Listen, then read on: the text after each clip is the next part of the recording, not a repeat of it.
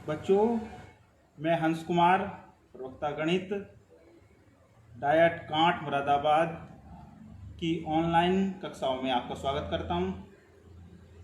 बच्चों, सेमेस्टर 2 में हमने शंकु तथा बेलन दोनों की आकृतियों के बारे में अध्ययन किया है तथा दोनों के आयतन हम ज्ञात कर चुके हैं। अब इस सेमेस्टर में हम बेलन तथा आयतन, बेलन के तथा शंकु के वक्रपृष्ठ तथा संपूर्ण पृष्ठ का अध्ययन करेंगे, उसका सूत्र निकालना जानेंगे। अब देखो बच्चों, सबसे पहले हम लेते हैं बेलन। जैसा हम सेमेस्टर 2 में पढ़ चुके हैं, बेलन एक हमारी, जैसे हम पाइप हुआ या ये मार्कर, देखो मार्कर भी ये बेलन है, पाइप, सिलेंडर और ड्रम, ये सभी बेलनाकार आकृतियां हैं। अब क्या है, ठोस बेलन कैसे बनेगा? अब हमारा ABCD मान के चले, ABCD एक आयत है। अब हम AB को अक्ष मानकर, इसे अक्ष मान लिया, AB को अक्ष मानकर अब इस आयत को AB के पड़ते हम इसे राउंड राउंड घुमा देंगे, तो अब हमें एक ठोस आकृति प्राप्त होगी। उस ठोस आकृति का नाम ही हमारा बेलन है।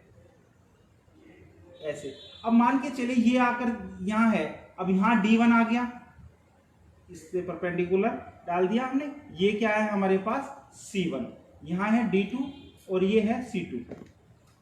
तो इस तरह से ये हमारी ये चेंज, क्योंकि यहाँ पोजीशन बदल गई, D की D1 पे बदलेगी तो यहाँ C की C1 पे, D की D2 पे बदलेगी तो यहाँ C2 पे बदलेगी। तो इस तरह से ये हमारे पास क्या मिलेगी आकृति, ठोस आकृति, ये बेलन कहलाएगी। अब देखो यहाँ पर ये AD जो होगी, AD मान लो या फिर DC, ये दोनों बराबर ही हैं हमारी।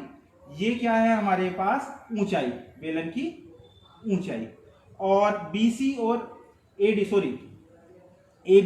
और DC ये ऊंचाई होगी, और AD और BC, AD बराबर BC के, ये हो गई आधार की त्रिज्या, आधार की त्रिज्या। अब यहां से ये आधार बोलते हैं इसको, और ये हो गई हमारे पास इसकी ऊंचाई। अब देखो बच्चों, अब हमने सेकंड सेमेस्टर में इसकी बेलन का आयतन ज्ञात किया था। बेलन का आयतन बराबर था आधार का क्षेत्रफल गुणा ऊंचाई। आधार वृत्त है और वृत्त का क्षेत्रफल क्या होता है, पाई आर स्क्वायर। अगर हमारी ऊंचाई h है और आधार की त्रिज्या हमारे पास r है, तो आधार का क्षेत्रफल कितना हो गया, पाई आर स्क्वायर, और ऊंचाई इसकी h है, तो पाई आर स्क्वायर h घन इकाई इसका आयतन होगा। अब आता है वक्रपृष्ठ। वक्रपृष्ठ क्या होता है, मान के चले एक पाइप लिया, पाइप को बनाने में जितना मटेरियल की आवश्यकता होगी वो उसका वक्रपृष्ठ कहलाता है। मान के चले ये मार्कर है, इसे नीचे से इसे होलो कर दिया सारा, तो ये ठोस मान लिया, और चारों तरफ जितना उस पर कपड़ा लगेगा, मान के चले कपड़ा लपेटने में जितना कपड़ा इसका यूज हो रहा है वही इसका वक्रपृष्ठ होगा। तो बेलन का वक्रपृष्ठ क्या होगा, वक्रपृष्ठ बराबर आधार का परिमाप या परिधि, आधार का परिमाप, सर्किल है ये तो उसमें परिधि भी लिख सकते हैं, माप गुणा ऊंचाई। अब आधार का परिमाप कितना होगा सर्किल का, 2 पाई आर, और गुणा ऊंचाई कितनी है, h, तो 2 पाई आर h, चूंकि क्षेत्रफल है, वक्रपृष्ठ क्षेत्रफल होता है, तो वर्ग इकाई में इसका क्षेत्रफल ज्ञात किया जा सकता है। अब इसके बाद देखो बेलन का संपूर्ण पृष्ठ,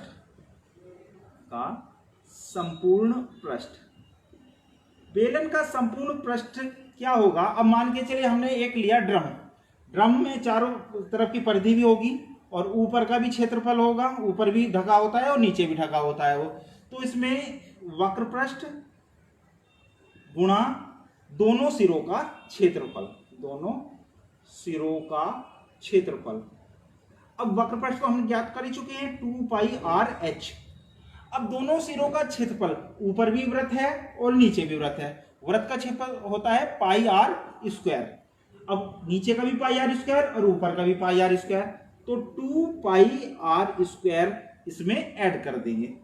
तो 2 पाई आर इसमें अगर कॉमन ले लेंगे तो h प्लस आर हमारा यहां बचेगा। ये भी वर्ग इकाई में नापते हैं।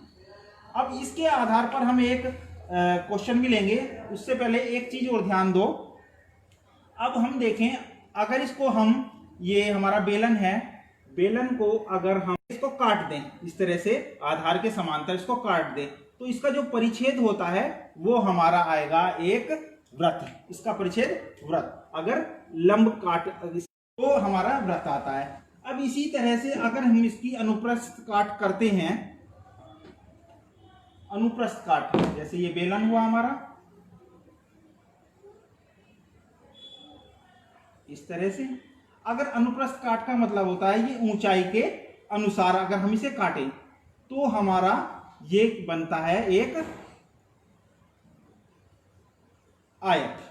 तो अगर हम लंबाई के समांतर इसको काटे तो वो एक हमें आयत प्राप्त होता है, अनुप्रस्थ काट, क्योंकि ये एक ठोस शंकु है। इसको, बेलन को लंब वृत्तीय बेलन कहते हैं। तो इसको बताओ लंब वृत्तीय बेलन क्यों कहते हैं इसको? कोई बताए जो कमेंट बॉक्स में अपना कमेंट करे कि इसे लंब वृत्तीय बेलन क्यों कहा जाता है। देखो बच्चों, इसको लंब वृत्तीय बेलन इस वजह से कहा जाता है क्योंकि ये आधार जो है, इसकी ऊंचाई आधार के लंबवत होती है। प्रत्येक जगह देख लो, ऊंचाई हमारी आधार के लंबवत है। वृत्तीय तो क्योंकि आधार वृत्तीय है, लंब क्योंकि इसकी ऊंचाई इसके लंबवत है, तो इसे लंब वृत्तीय बेलन कहा जाता है। अब इसके आधार पर एक हम एग्जाम्पल देखेंगे, उदाहरण देख लीजिए। उस बेलन का आयतन, वक्र पृष्ठ तथा संपूर्ण पृष्ठ ज्ञात कीजिए।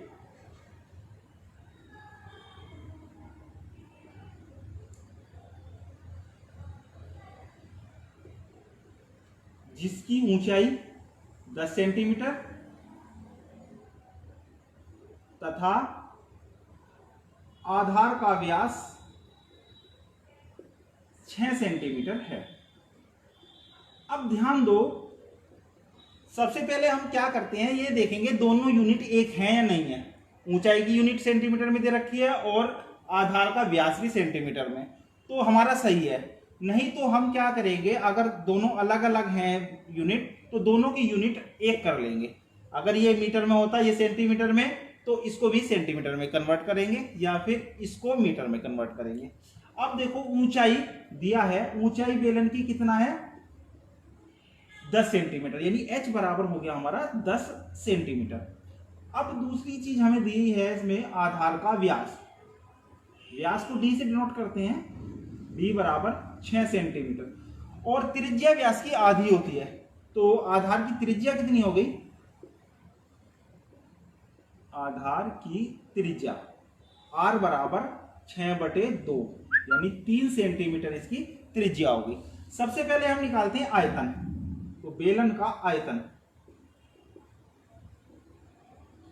बराबर हो गया, क्या फॉर्मूला है हमारा, पाई आर स्क्वायर एच।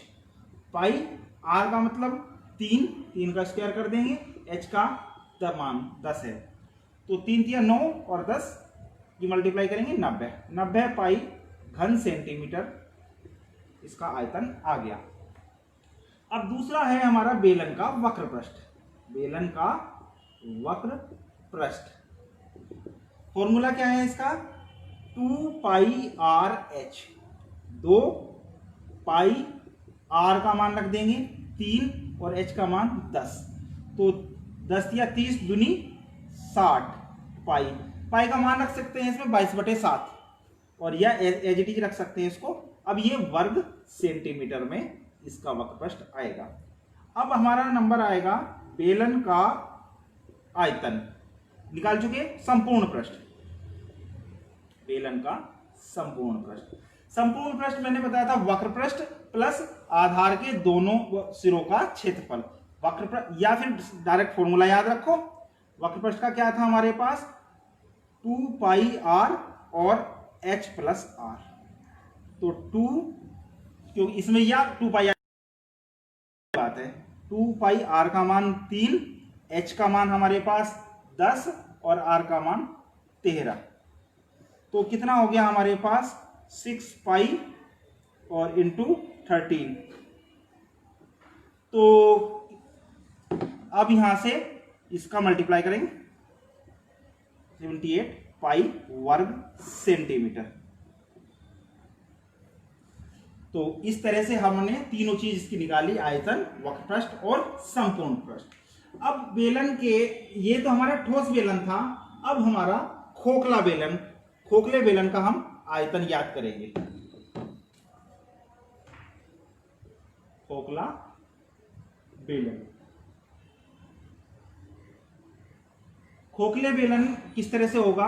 अगर दो संकेंद्रीय वृत्त है हमारे पास, इसमें दो संकेंद्रीय वृत्त होते हैं, उनका आधार, जो खोखले बेलन का जो आधार होगा वो संकेंद्रीय वृत्त होंगे। इस तरह से संकेंद्रीय का मतलब जिसका केंद्र एक हो लेकिन त्रिज्याएं अलग अलग हों, संकेंद्रीय वृत्त कहलाते हैं। ये ऊंचाई सेम होगी इनकी दोनों की h, लेकिन इनकी त्रिज्याएं जो होंगी वो अलग अलग होंगी। इसकी मान के चले R2 है और बाहर वाले की त्रिज्या R1 है। तो यदि किसी खोखले बेलन की ऊंचाई h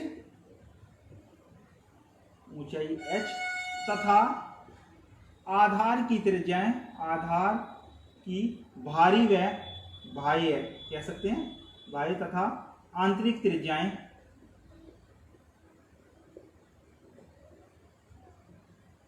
क्रमशः भारी R1 व R2 हैं, तब इसका आयतन क्या होगा खोखले बेलन का?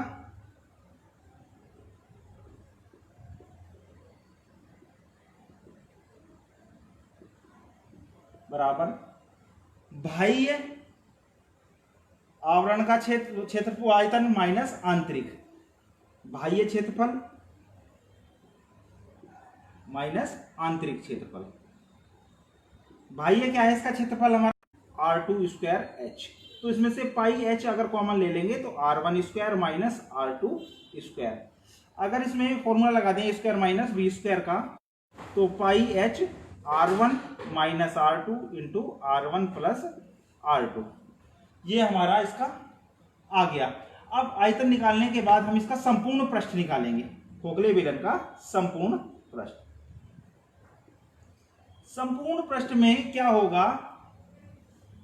संपूर्ण पृष्ठ निकालने के लिए तो अब यहां से दोनों को जुड़ जाएगा, क्योंकि ये एक आवरण ये है, एक अंदर का आवरण है। तो बाहरी आवरण का क्षेत्रफल, बाहरी क्षेत्रफल प्लस आंतरिक क्षेत्रफल, और अब इसमें क्या करेंगे, ये जो बीच की पट्टी है इसका क्षेत्रफल और निकालेंगे, इसका यानी मध्य का क्षेत्रफल, आधार के मध्य का क्षेत्रफल,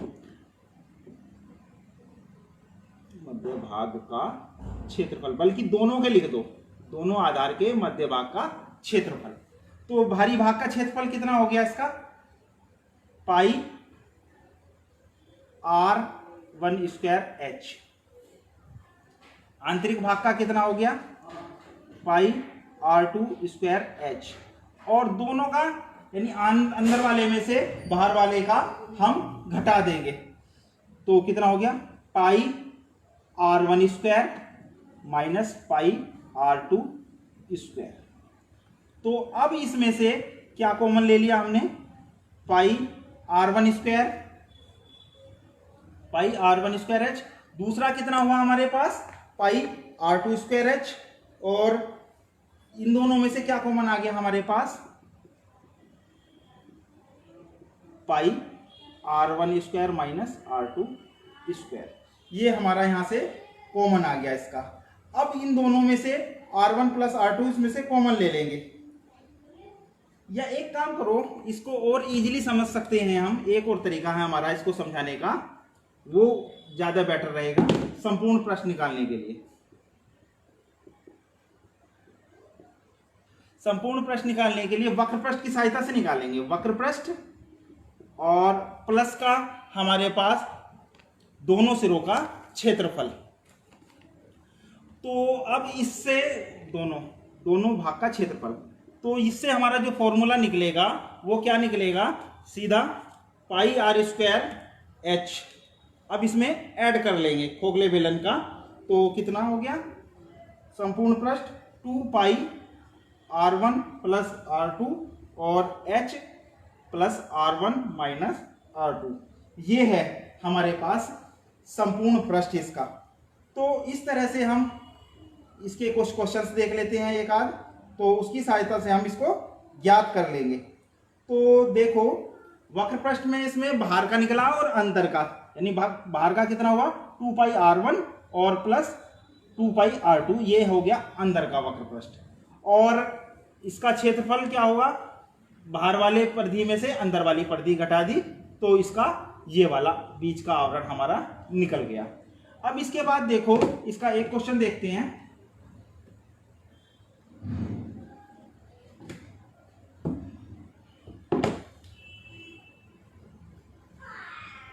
उदाहरण, ऊंचाई 10 सेंटीमीटर ऊंचाई, 10 सेंटीमीटर ऊंचाई तथा 8 व 6 सेंटीमीटर व्यास वाले खोखले बेलन का वक्र पृष्ठ निकालेंगे। आयतन तो सीधा हम पिछले सेकंड सेमेस्टर में निकाल ही चुके हैं। वक्र पृष्ठ ज्ञात कीजिए। हल देखिए, अब इसमें इस तरह से होगा, ये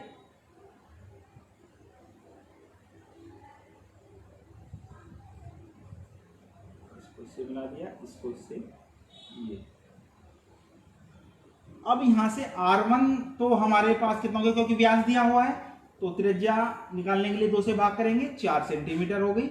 r2 हमारा आंतरिक क्षेत्र त्रिज्या 6/2 यानी 3 सेंटीमीटर, और ऊंचाई h बराबर होगी हमारे पास 10 सेंटीमीटर। अब सबसे पहले तो हम इसका खोखले बेलन का वक्र पृष्ठ निकालेंगे। खोखले बेलन का वक्र पृष्ठ, बेलन का वक्र पृष्ठ। वक्र पृष्ठ क्या होगा, आंतरिक पृष्ठ प्लस बाहरी पृष्ठ। बेलन का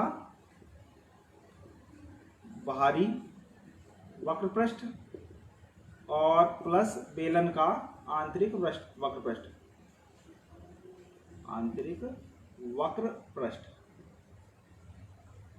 बाहरी त्रिज्या r1 है, ये आंतरिक तो r2 हो गई और बाहरी है इसकी r1, तो कितना हो गया 2 पाई r1 h और आंतरिक हो गई 2 पाई r2 h।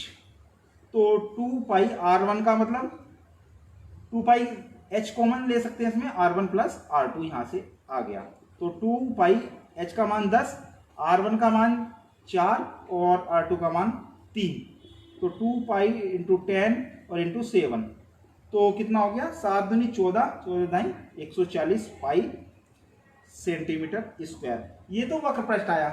अब इसका संपूर्ण पृष्ठ निकालेंगे। संपूर्ण पृष्ठ से निकालने से पहले इसका आवरण का क्षेत्रफल, यानी दोनों सिरों का क्षेत्रफल, तो ऊपरी सिरे का क्षेत्रफल क्या करेंगे, कैसे निकालेंगे, बाहरी क्षेत्रफल में से अंदर का क्षेत्रफल घटा देंगे इसकी, क्योंकि ये सर्कल है तो 2 पाई r होगा, तो 2 पाई r1 माइनस 2 पाई r2, तो कितना हो गया, और दोनों सिरे हैं तो 2 की मल्टीप्लाई इसमें कर देंगे, तो 2 और 2 कितना हो गया 4 पाई और r1 माइनस r2, तो 4 पाई r1 का मान कितना है हमारे पास 4, r2 का मान 3, 1 हो गया, यानी 4 पाई सेंटीमीटर स्क्वायर इसके दोनों सिरों का क्षेत्रफल। तो संपूर्ण पृष्ठ निकालने के लिए दोनों को ऐड कर देंगे। संपूर्ण पृष्ठ बराबर आया हमारे पास 140 पाई और प्लस 4 पाई, यानी 144 पाई सेंटीमीटर स्क्वायर हमारा इसका क्षेत्रफल संपूर्ण पृष्ठ आ गया खोखले बेलन का। बेलन के बाद आता है हमारे पास शंकु।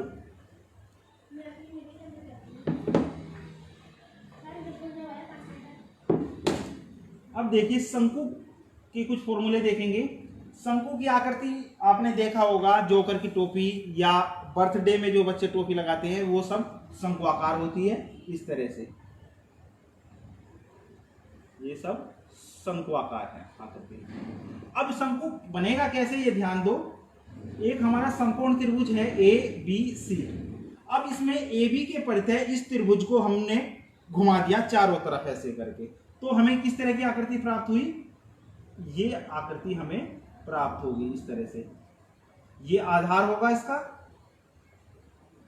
और ये ऊंचाई होगी, ये तिर्यक ऊंचाई होगी,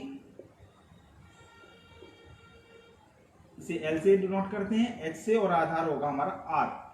आधार हमेशा वृत्तीय होगा। अब इसको अगर आधार के समांतर काटें तो परिच्छेद क्या होगा हमारे पास, इसका वृत्त आता है, और अगर ऊंचाई के समांतर से काटें तो एक हमें त्रिभुज प्राप्त होता है।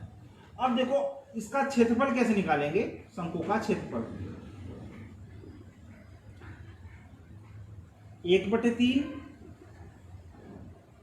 आधार का क्षेत्रफल गुणा ऊंचाई। तो 1/3 आधार का क्षेत्रफल कितना है इसका, पाई R स्क्वायर, क्योंकि वृत्त है और ऊंचाई इसकी है, तिर्यक ऊंचाई लेंगे, सॉरी ऊंचाई H। तो 1/3 पाई R स्क्वायर H, इसका क्या आ जाएगा हमारा घन इकाई, इसका आयतन, शंकु का आयतन।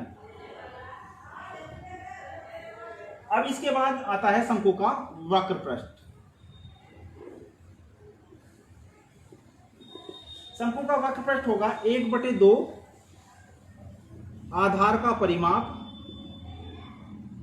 अब देखो वक्र पृष्ठ का मतलब चारों तरफ का इसका हमने जितना इसका मेटर इसमें यूज हुआ, इतना कपड़ा यूज हुआ बनाने में, तो इसमें क्योंकि ये आकृति कैसी है, तिरछी ऊंचाई, तो ये इसको हमने ऐसे घुमा रखा तो तिरछी ऊंचाई का इसमें यूज होगा, यानी तिर्यक ऊंचाई। तो 1/2 आधार का परिमाप कितना हो गया 2 पाई R, और तिर्यक ऊंचाई इसमें हो गई हमारे पास L। 2 से 2 कैंसिल कर दो तो पाई R L हमारी इसके पास क्या हो गई, वर्ग इकाई, इसका वक्र पृष्ठ हो गया। अब वक्र पृष्ठ के बाद हम इसका निकालेंगे संपूर्ण पृष्ठ। संपूर्ण पृष्ठ निकालने के लिए इसमें आधार का क्षेत्रफल और ऐड कर देंगे। शंकु का संपूर्ण पृष्ठ बराबर शंकु का वक्र पृष्ठ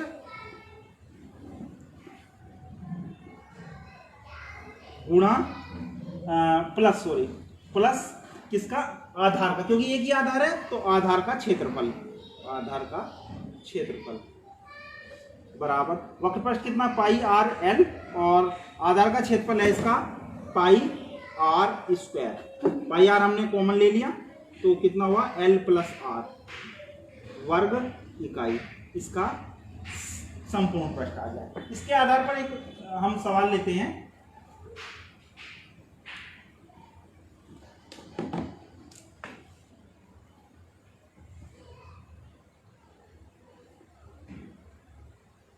ऊंचाई H, ऊंचाई तो हमने मान ली 4 सेंटीमीटर तथा 3 सेंटीमीटर आधार वाले शंकु का आयतन, वक्र पृष्ठ तथा संपूर्ण पृष्ठ ज्ञात कीजिए।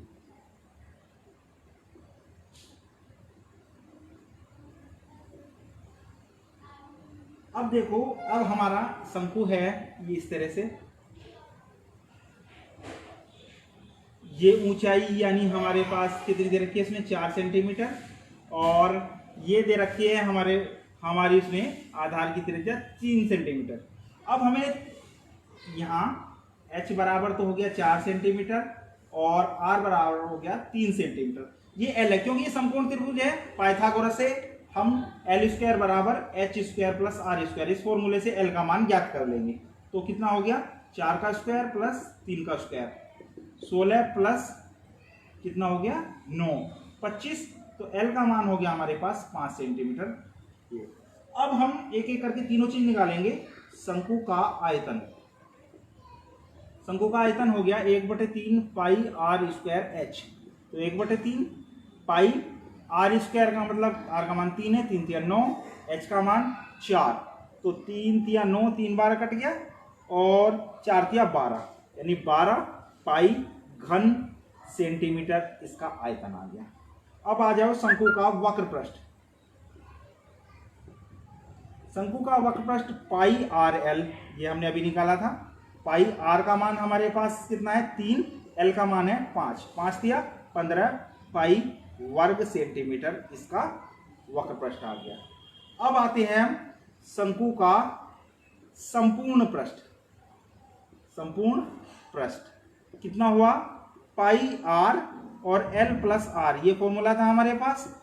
तो अब यहां से पाई का मान पाई रख दिया, आर का मान हमारा 3 हुआ, एल का मान 5 और जमा आर का मान 3। तो 5 × 3 × 8, 8 दिया 24 पाई हमारा इसका वर्ग सेंटीमीटर इसका संपूर्ण पृष्ठ। इस तरह से हम बाकी सवाल इसके कर सकते हैं। अपनी बुक में से इसके सारे सवाल करेंगे और जो समस्या आएगी उसको पूछ सकते हैं। बाकी नेक्स्ट टॉपिक में नेक्स्ट पीरियड लेंगे हम, उसमें अगला टॉपिक स्टार्ट करेंगे।